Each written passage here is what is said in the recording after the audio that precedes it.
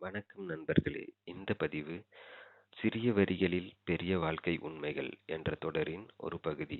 நாம் தற்போது ஔவையார் அருளிய வாழ்க்கைக்கு மிக முக்கியமான ஒரு நல்வழி பாடலை புரிந்து கொள்ளப் போகிறோம். பாடல்: புண்ணியம் ஆம் பாவம் போம் போன நாள் செய்த அவை மண்ணில் பிறந்தார்க்கு வைத்த பொருள் என்னும் கால் ஈது ஒழிய வேறு இல்லை எச்சமயத்தார் சொல்லும் தீது ஒழிய நன்மை செயல். விளக்கம்: முற்பிறப்பில் செய்த பாவ புண்ணியங்களே இப்பிறப்பில் தேடி வைத்த பொருளாகும். தீமையை விலக்கி நன்மையைச் செய்வதே எல்லா மதத்தினரும் போதிய உபதேச மொழியாகும். English meaning: The good deeds done and the sins committed in the past are the wealth accumulated for those who born on this earth. When considered, there is nothing else besides this.